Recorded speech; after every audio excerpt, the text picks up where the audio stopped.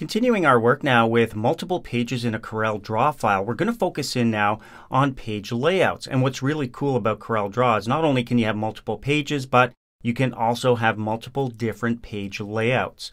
So this is ideal for our scenario where we want one file that's going to contain our window sign, our menu, as well as our business card. Now, if you've been following along, we're still working with our bistro sign here. If you've jumped to this lesson and you've got the exercise files and you'd like to follow along, you can go to the Lesson 2 folder to open up Bistro Sign 3. It's a Corel Draw file, and you'll have what I have, which is a 3-page document. We've got our window sign, we've got our menu, and our business card down below. And notice that the menu and the business card really don't have anything on them yet. I'm going to go back to the first page and just take a look at this page layout. This is based on one of those templates that we saw in a previous lesson. And if you look at the ruler at the top, this is 24 inches wide and 36 inches tall. This is not your average sheet of paper.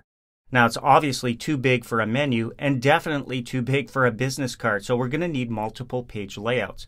So if we go over to the Menu tab and we decide we want to change this page layout to the standard 8.5 by 11. So this will be a menu that'll fit on the table. We go up to our page layout or paper size type drop down. And let's just choose letter. I want you to see what happens here. All right, now we're working with an 8.5 by 11 sheet of paper. If I go over to my window sign, look what's happened. It's also changed the page layout for this page, and now my sign doesn't fit on the page. So I better undo that. When I click the undo button, I'm back to page 2. I go over to page 1, and you can see everything fits nicely. Okay, so we're safe. But I want to be able to change the menu and the business card page layouts while maintaining this page layout here for my window sign. So back we go to the menu by clicking on the Menu tab. And now what's very important is that we click on this little button up here on our property bar to apply page layouts to the current page only. So it won't affect the other pages like it does by default. That's why this button appears selected.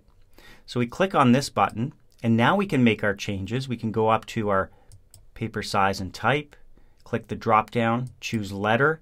You can see I've got my 8.5 by 11 sheet of paper. If I go back to my window sign, perfect. It's still 24 inches wide by 36 inches tall. Now our business card is going to be a different shape and size. So we're going to go down to the business card tab here.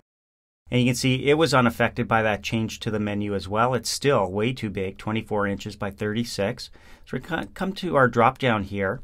I just want you to see that there is a scroll bar down here that's letting you choose from multiple pre-formatted paper sizes and types. And look at that. One of them is a business card. So when I click on it, look at the size of this one. It's actually only 3.5 inches wide, and it's, well, just about 2 inches tall. The other thing I want you to notice is that it's a different orientation. It's a landscape, not portrait. Clicking the portrait button would flip it on its end. So we typically want to work with business cards in the landscape orientation.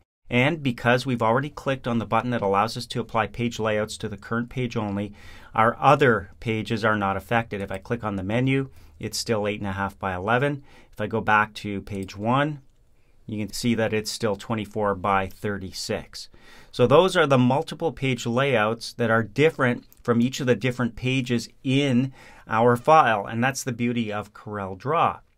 So definitely we want to save those changes because we're going to start working very shortly with actual objects on those pages. And now that we've got our page layouts, our paper size, our orientation set correctly for each of the individual pages, we're ready to move on.